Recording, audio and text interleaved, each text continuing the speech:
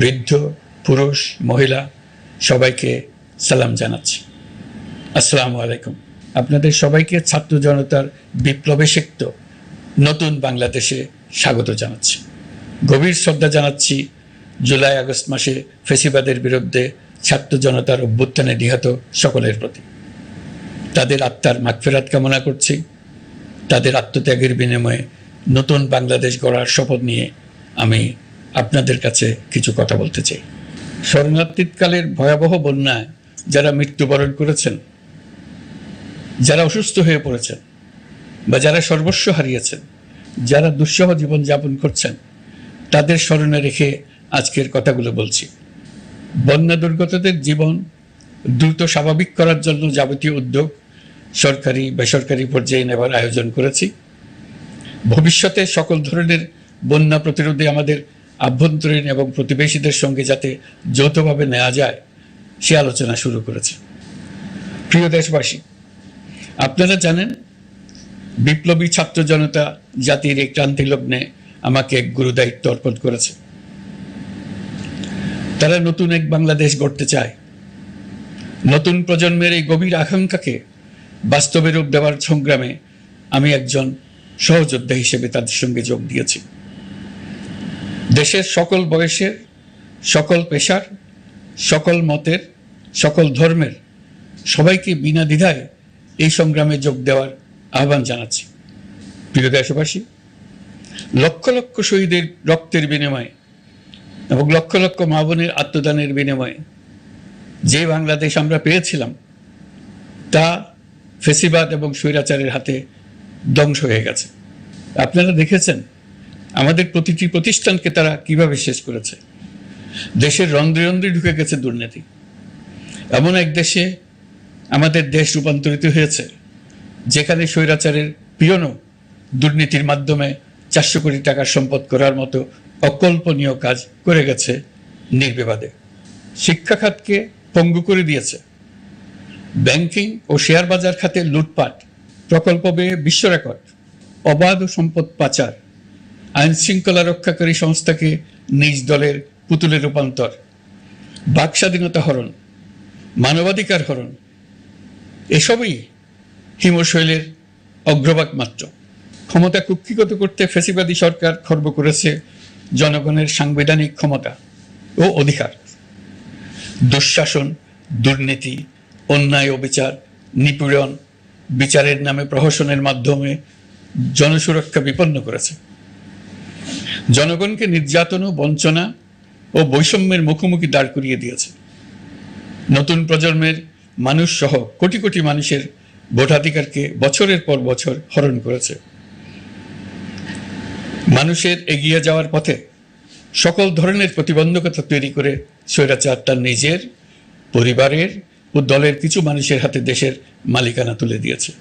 প্রিয় দেশবাসী, কিন্তু এই দ্বার প্রান্তে দাঁড়িয়েই আমাদের গড়তে হবে স্বপ্নের বাংলাদেশ।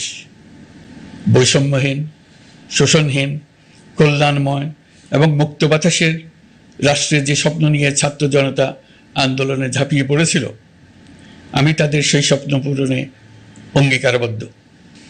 আপনাদের সবাইকে এই শুভলগ্নে তাদের স্বপ্ন পূরণে সমস্ত শক্তি নিয়ে এগিয়ে আসার আহ্বান জানাচ্ছি। তাদের স্বপ্ন আমাদের স্বপ্ন। জাতীয় জীবনে তরুণরা একটা মহা সুযোগ সৃষ্টি করে দিয়েছে। আমরা সবাইকে সুযোগ ব্যবহার করার কাজে এগিয়ে আসতে আহ্বান জানাচ্ছি। গণরোষের মুখে ফ্যাসিবাদী সরকার প্রধান দেশ ত্যাগ করার পর আমরা এমন একটি দেশ গড়তে চাই যেখানে প্রতিটি নাগরিকের মানবাধিকার থাকবে পুরোপুরি সুরক্ষিত।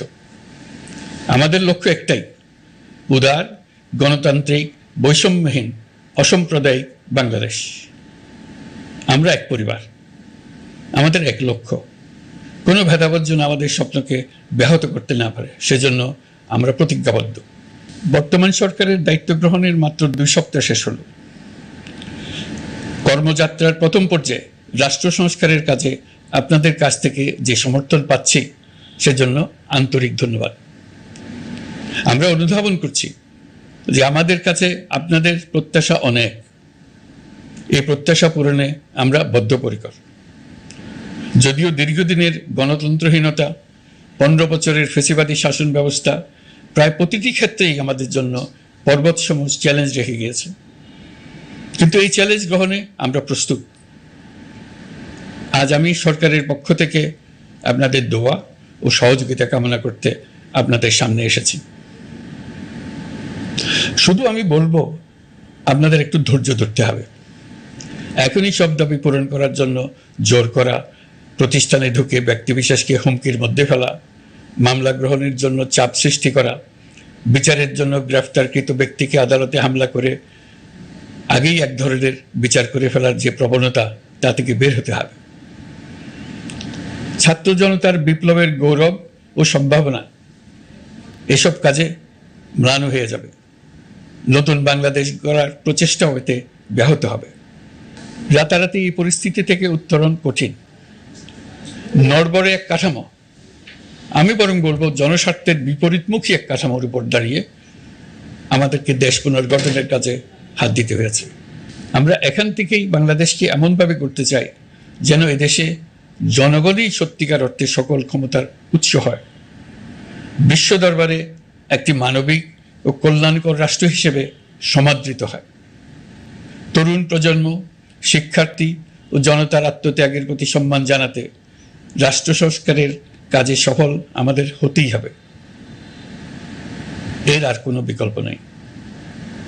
প্রিয় দেশবাসী, আপনারা ইতোমধ্যে জেনেছেন জুলাই আগস্ট মাসে গণ অভ্যুত্থানে বল প্রয়োগ ও হতাহতের যে দুঃসহ ঘটনা ঘটানো হয়েছে তার স্বচ্ছ তদন্ত করতে জাতিসংঘের মানবাধিকার কমিশনের প্রধানকে বাংলাদেশে এসে তাদের তদন্ত শুরু করতে আমরা আমন্ত্রণ জানিয়েছি।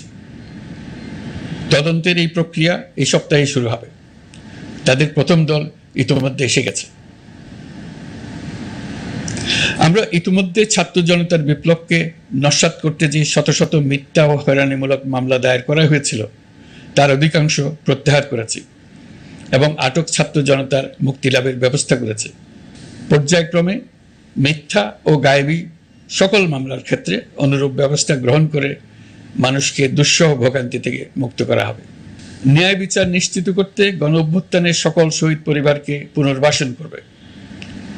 সকল আহত শিক্ষার্থী ও জনতার চিকিৎসার সম্পূর্ণ ব্যয় সরকার বহন করবে। সেই লক্ষ্যে স্বাস্থ্য মন্ত্রণালয়ের নেতৃত্বে উপদেষ্টা পরিষদে বৈষম্য বিরোধী ছাত্র আন্দোলনের প্রতিনিধিত্বকারী 2 জন উপদেষ্টার সহায়তায় একটা পূর্ণাঙ্গ তালিকা প্রস্তুত করা হচ্ছে। এই কার্যক্রমের জন্য এবং গণ অভ্যুত্থানের শহীদদের স্মৃতি ধরে রাখতে সরকার অতি দ্রুত জুলাই গণহত্যা স্মৃতি ফাউন্ডেশন নামে একটি ফাউন্ডেশন প্রতিষ্ঠা করার প্রক্রিয়ার শেষ পর্যায়ে এনেছে। আপনাদের সবার এবং বিদেশে অবস্থানরত ভাই বোনদের অনুদান এই প্রতিষ্ঠানে পাঠানোর জন্য অনুরোধ করছি। আমি ব্যক্তিগতভাবে এই প্রতিষ্ঠানের চেয়ারম্যানের পদ গ্রহণ করেছি। প্রিয় দেশবাসী, আপনারা লক্ষ্য করেছেন দায়িত্ব গ্রহণ করেই আমাদেরকে আইন শৃঙ্খলা অঙ্গনে অস্থির পরিস্থিতি সামাল দিতে হয়েছে। আপনাদের সহযোগিতা ও সমর্থনে দেশপ্রেমিক সকল আইন শৃঙ্খলা রক্ষাকারী বাহিনী কাজে যোগ দিয়েছে। ফ্যাসিবাদী সরকার প্রশাসনের চরম দলীয়করণ করার ফলে বিপুল সংখ্যক কর্মকর্তা কর্মচারী দীর্ঘদিন বৈষম্যের শিকার হয়েছেন।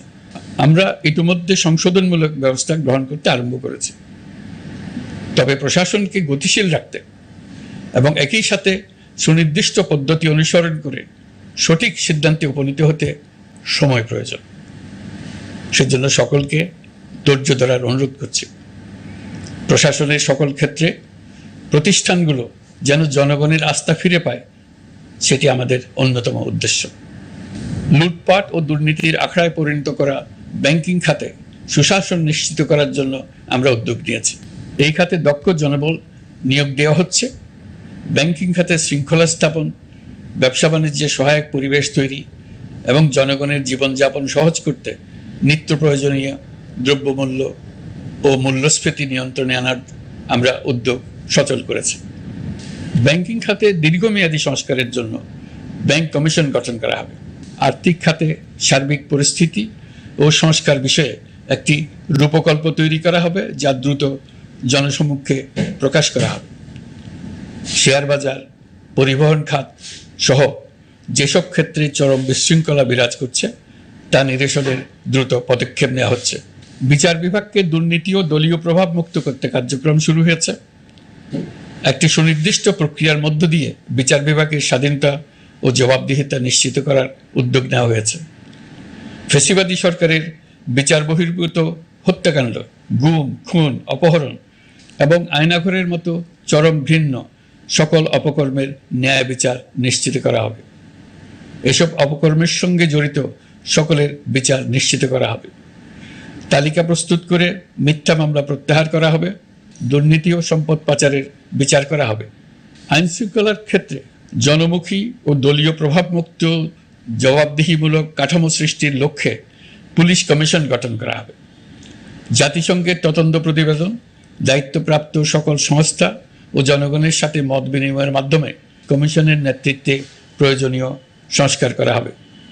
বাংলাদেশকে আর কোনোদিন কেউ যেন কোনো পুলিশি রাষ্ট্রে পরিণত করতে না পারে তার ব্যবস্থা করা হবে।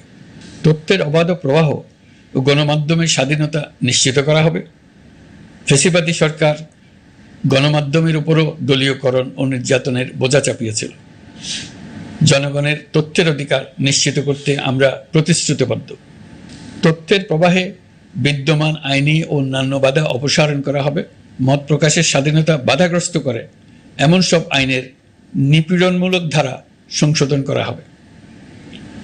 ইতিমধ্যে এ ধরনের আইনগুলো নিশ্চিহ্নিত করে এই প্রক্রিয়া শুরু করা হয়েছে। বিদেশি সংবাদকর্মীদের এদেশে আসার পর যে অলিখিত নিষেধাজ্ঞা ছিল, ইতিমধ্যে আমরা তা তুলে নিয়েছি। বিদেশি সাংবাদিকদের দ্রুত ভিসা দিতে সংশ্লিষ্ট কর্মকর্তাদের নির্দেশ দেওয়া হয়েছে।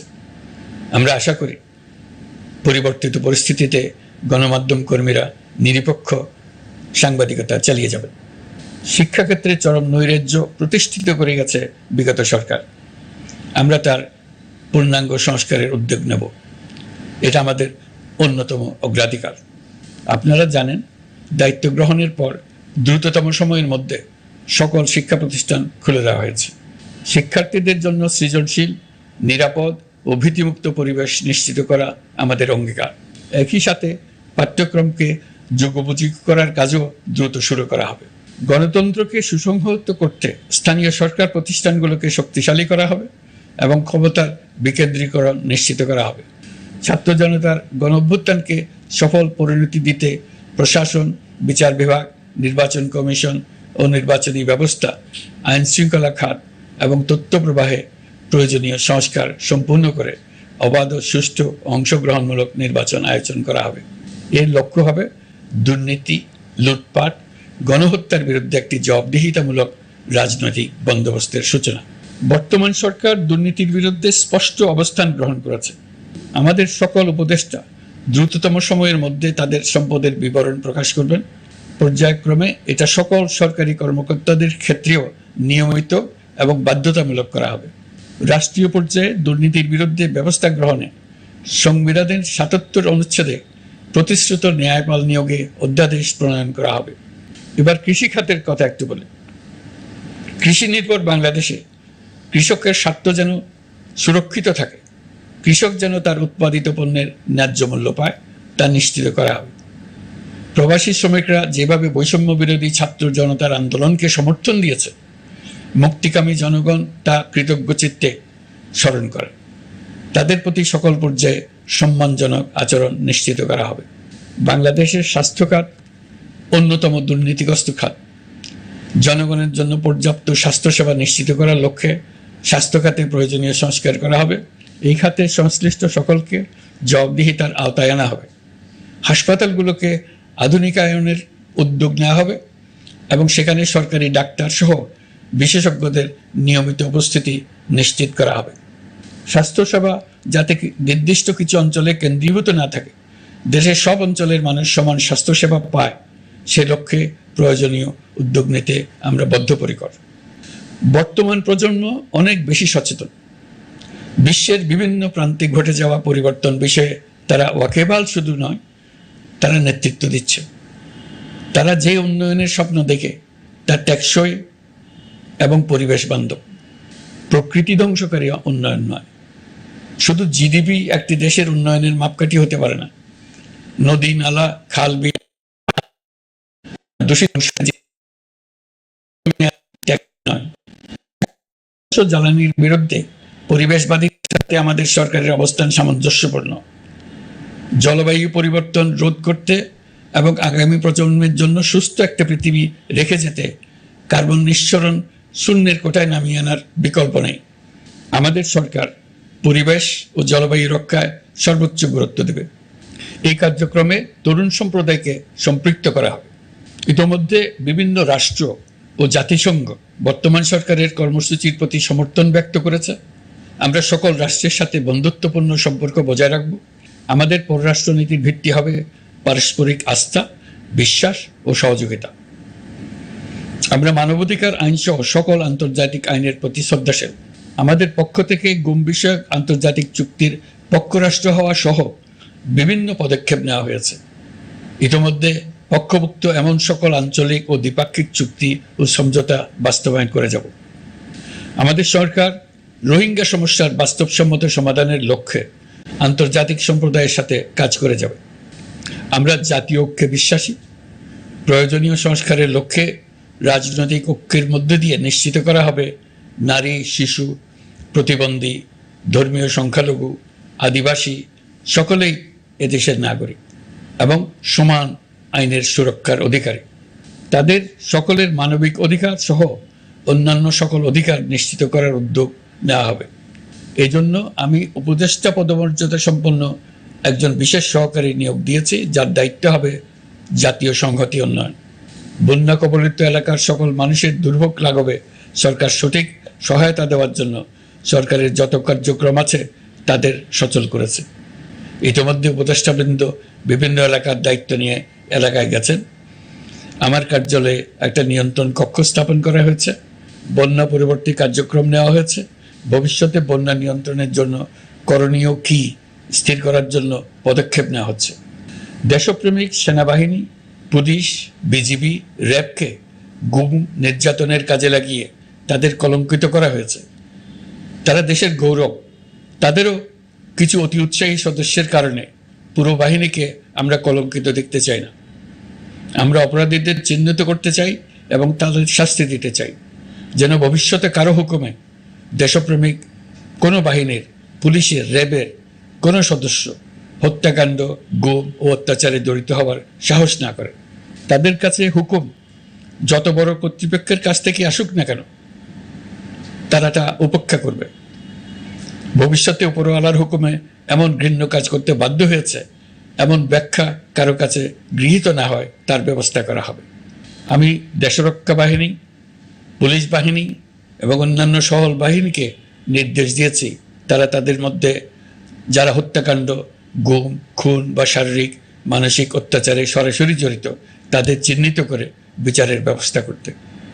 যারা গুম হয়েছে, হত্যার শিকার হয়েছে তাদের তালিকা প্রস্তুত করতে। তাদের পরিবার সমূহকে সান্ত্বনা দেওয়ার ভাষা আমার নাই। তাদের জীবনে শান্তি ফিরিয়ে আনতে আমরা প্রচেষ্টা অব্যাহত রাখব। আমি সকল দেশরক্ষা বাহিনী ও আইনশৃঙ্খলা বাহিনীকে তাদের উপর জনগণের সম্পূর্ণ আস্থা ফিরিয়ে আনতে সকল পদক্ষেপ গ্রহণ করতে নির্দেশ দিয়েছি। গত 15 বছরের দুর্নীতি, অর্থ পাচার ও জনস্বার্থ বিরোধী চুক্তি স্বাক্ষর, প্রকল্পের নামে লুটপাট ইত্যাদি তথ্য নিয়ে একটি শ্বেতপত্র প্রণয়নের জন্য আমি ইতিমধ্যে একটি কমিটি গঠন করেছি। আমি বিভিন্ন দেশের রাষ্ট্রদূত এবং দাতা সংস্থার প্রতিনিধিদের সঙ্গে বৈঠক করেছি এবং করে যাচ্ছি। ছাত্র জনতার গণঅভ্যুত্থানের পর দেশ গঠনের জন্য সকল প্রকার আর্থিক অন্যান্য সহযোগিতার জন্য তাদেরকে অনুরোধ জানাচ্ছি। তারা এই ব্যাপারে আগ্রহ দেখাচ্ছেন। তাদের কাছে আমাদের প্রস্তাবসমূহ প্রণয়ন করে দ্রুত পাঠানোর ব্যবস্থা নিয়েছি। তাদেরকে অনুরোধ জানিয়েছি তারা যেন পরিস্থিতির কারণে অতি দ্রুত অর্থ ছাড় করার ব্যবস্থা নেন। তাদেরকেও বলেছি যে অবস্থার মধ্য দিয়ে আমরা যাচ্ছি তা যেমন একটি দুর্যোগপূর্ণ সময়, তেমনি এটা জাতির জীবনে মস্ত বড় সুযোগ। এই সুযোগকে যেন আমরা পূর্ণভাবে কাজে লাগাতে পারি, সেজন্য তাদের সহযোগিতা চেয়েছি। এই গণ অভ্যুত্থানে বিদেশে অবস্থানকারী বাংলাদেশিরা অত্যন্ত গুরুত্বপূর্ণ ভূমিকা পালন করেছেন। জাতি তাদের অবদান বিশেষভাবে স্মরণ করবে। নতুন বাংলাদেশ গড়ার কাজে আমরা তাদের অংশগ্রহণ চাইব। আমাদের একটি লক্ষ্য হবে বিদেশগামী এবং প্রত্যাবর্তনকারী প্রত্যেক প্রবাসী শ্রমিককে মর্যাদা ও সম্মানের সঙ্গে দেশে আসা এবং যাওয়া নিশ্চিত করা। সে ব্যাপারে শিগগিরই পদক্ষেপ নেওয়া হবে। বিদেশে অবস্থানরত সকলের কাছে আমার আবেদন, তারা যেন তাদের উপার্জিত অর্থ অফিসিয়াল চ্যানেলে দেশে পাঠান। দেশের অর্থনৈতিক সংকট উত্তরণে এই অর্থ বিশেষভাবে প্রয়োজন। কি কি ব্যবস্থা নিলে তাদের জন্য অফিসিয়াল চ্যানেলে অর্থ পাঠানো সহজ হবে সেটা সম্বন্ধে আমরা তাদের পরামর্শ নেব। সারা দেশ ঘুষের মহাসমুদ্রে নিমজ্জিত। কিভাবে ঘুষ থেকে আমরা মুক্ত হতে পারি তার জন্য আমাদের পরামর্শ দেন। শুধু এই কাজটা নিয়ে অগ্রসর হতে পারলেই আমি মনে করি দেশের জন্য এই সরকার একটা গুরুত্বপূর্ণ অবদান রেখে গেছে বলে স্মরণীয় হয়ে থাকবে। আমি কথা দিচ্ছি, এই ব্যাপারে আমি আমার সর্বশক্তি নিয়োজিত করব। আমাদের দায়িত্ব দেশের সকল মানুষকে একটি পরিবারের বন্ধনে আবদ্ধ করা। পরিবারে মতভেদ থাকবে, বাকবিতণ্ডা হবে, কিন্তু আমরা ভাই বোন, আমরা বাবা মা, আমরা কেউ কারো শত্রু না। কাউকে তার মতের জন্য শত্রু মনে করব না, কাউকে ধর্মের কারণে শত্রু মনে করব না, কাউকে লিঙ্গের কারণে শত্রু মনে করব না। আমরা সবাই সমান, কেউ কারো উপরে, কেউ কারো নিচে না। এই ধারণা আমরা জাতীয় জীবনের সর্বক্ষেত্রে প্রতিষ্ঠিত করতে চাই। একটা বিশেষ ব্যাপারে আমরা আপনাদের সহযোগিতা চাচ্ছি। আমাদের দায়িত্ব গ্রহণের পর থেকে প্রতিদিন সচিবালয়ে, আমার অফিসের আশেপাশে, শহরের বিভিন্ন স্থানে সমাবেশ করা হচ্ছে। গত 16 বছরের অনেক দুঃখ কষ্ট আপনাদের জমা আছে, সেটা আমরা বুঝি। আমাদের যদি কাজ করতে না দেন তাহলে দুঃখ ঘোচানোর সকল পথ বন্ধ হয়ে যাবে। আপনাদের কাছে একান্ত অনুরোধ, আমাদের কাজ করতে দেন। আপনাদের যা চাওয়া তা লিখিতভাবে আমাদেরকে দিয়ে যান। আমরা আপনাদের বিপক্ষ দল নয়।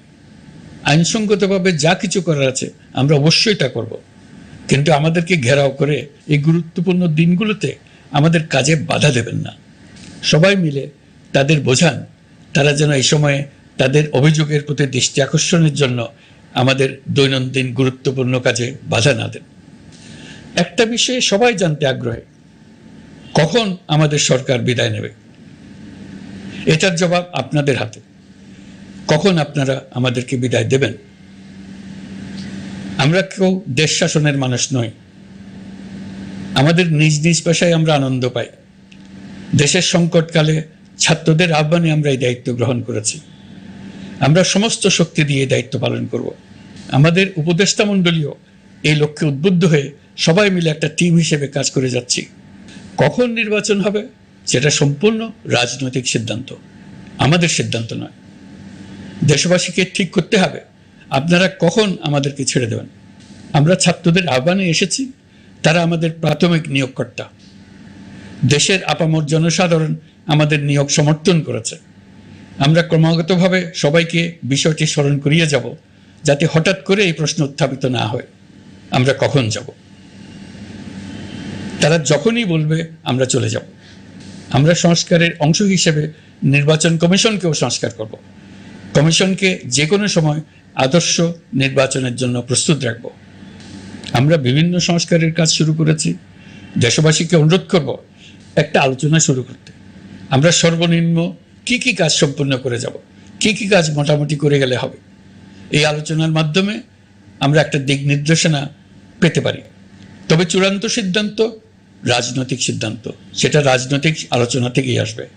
এই দিক নির্দেশনা না পেলে আমরা দাতা সরকার এবং আন্তর্জাতিক অর্থনৈতিক প্রতিষ্ঠানসমূহের সঙ্গে আলোচনায় দৃঢ়তার সঙ্গে অগ্রসর হতে পারছি না। আমি নিশ্চয়তা দিচ্ছি, আমরা আমাদের পক্ষ থেকে মেয়াদ বৃদ্ধির কোনো প্রশ্ন তুলব না। আমরা আপনাদের সকলের দোয়া চাই। যে কদিন আছি সেই সময়টুকু উপদেষ্টা মণ্ডলীর প্রত্যেকে নিজ নিজ সাধ্যমতো দেশের এই সংকটকালে সংকট উত্তরণে যেন নিজ নিজ মেধা সাধ্যমতো কাজে লাগাতে পারি। নতুন বাংলাদেশ গড়ার যে সুযোগ ছাত্র জনতার রক্তের বিনিময়ে আমরা অর্জন করলাম, আমরা আমাদের মতানৈক্যের কারণে সেটা যেন হাতছাড়া করে না ফেলে, এটা আমরা নিশ্চিত করতে চাই। এই সুযোগ এবার হারিয়ে ফেললে আমরা জাতি হিসেবে পরাজিত হয়ে যাব। শহীদ, আহত এবং জীবিত ছাত্র জনতার কাছে আমরা প্রতিজ্ঞাবদ্ধ থাকতে চাই, আমরা এই অর্জনকে কিছুতেই হারিয়ে যেতে দেব না। যে সুযোগ তারা আমাদেরকে দিয়েছে তার মাধ্যমে আমাদের দেশকে পৃথিবীর একটি শ্রদ্ধেয়, সকল দিকে দৃষ্টান্ত স্থাপনকারী দেশে পরিণত করতে আমরা শপথ নিয়েছি।